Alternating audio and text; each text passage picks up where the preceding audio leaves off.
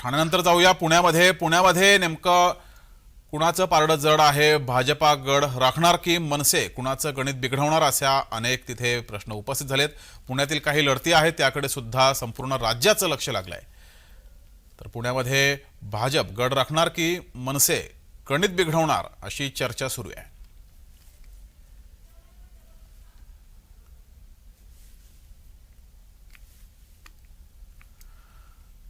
तर अधिक माहिती घेऊया, आपले प्रतिनिधी रोहन कदम आपल्या सोबत जोडलेत। रोहन, पुण्यामध्ये काय परिस्थिती आहे? कोणत्या अशा महत्त्वाच्या लढती आहेत आणि कुणाचं पारडं हे जड वाटतंय?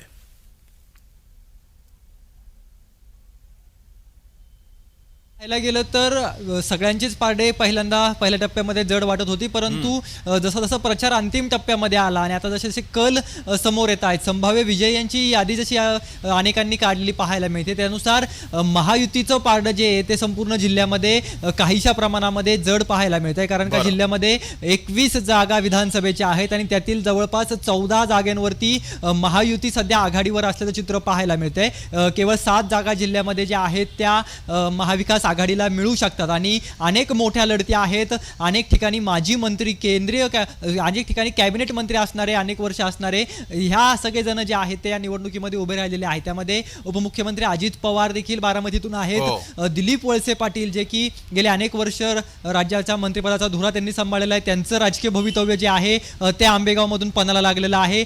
गेल्या अनेक वर्षांपासून सहकार मंत्री म्हणून ज्यांनी काम सांभाळलं होतं काँग्रेसच्या सरकारमध्ये, ते हर्षवर्धन पाटील ते इंदापूरमधून आपलं भवितव्य जे आहे ते आजमावत आहेत। चंद्रकांत पाटील यांचं देखील कोथरूडमधून जे आहे ते भवितव्य पणाला लागलेलं आहे। त्यामुळे एकंदर पुणे जिल्ह्याच्या लढतीकडे सगळ्यांचं लक्ष लागलेलं आहे आणि जवळपास 21 पैकी 14 जागांवरती कदाचित जे आहे ते संभाव्य विजयी महायुती होऊ शकते आणि 7 जागांवरती महाविकास आघाडी होऊ शकते। अवघे काही तास राहिलेले आहेत। अवघ्या काही तासामध्ये जे आहे ते हे संपूर्ण चित्र जे आहे अवघ्या काही तासात निकाल आणि चित्र समोर येईल। धन्यवाद रोहन दिलेल्या माहितीबद्दल।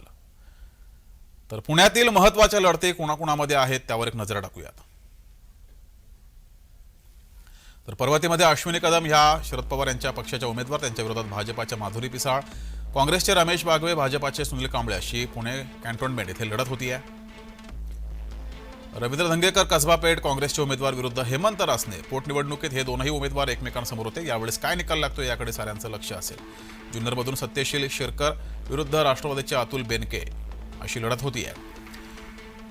आंबेगावमध्ये देवदत्त निकम विरुद्ध दिलीप वळसे पाटील ही लढत सुद्धा लक्षवेधी होती। याकडे सुद्धा साऱ्यांचं लक्ष आहे। तर खेड आळंदी येथे बाबाजी काळे ठाकरेंच्या शिवसेनेचे उमेदवार विरुद्ध दिलीप मोहिते राष्ट्रवादीचे उमेदवार आहेत।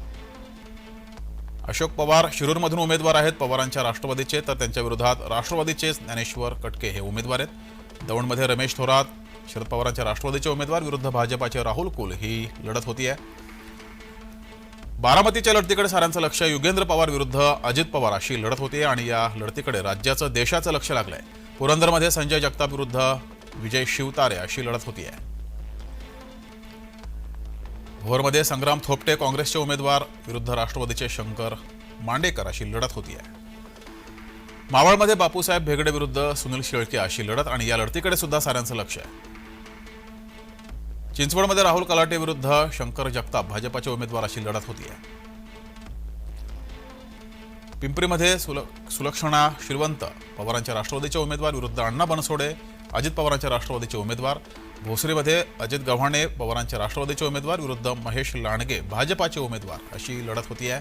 वडगाव शहर येथे बापूसाहेब पठारे पवारांच्या राष्ट्रवादीचे उमेदवार विरुद्ध सुनील टिंगरे राष्ट्रवादीचे उमेदवार, या लढतीकडे सुद्धा साऱ्यांचं लक्ष असेल। शिवाजीनगरमध्ये दत्तात्रय बहिरड काँग्रेसचे उमेदवार विरुद्ध सिद्धार्थ शिरोळे भाजपाचे उमेदवार अशी लढत होती आणि या सर्व लढतींकडे लक्ष आहे। पुण्यातील ह्या लक्षवेधी लढती आपण पाहिल्यात।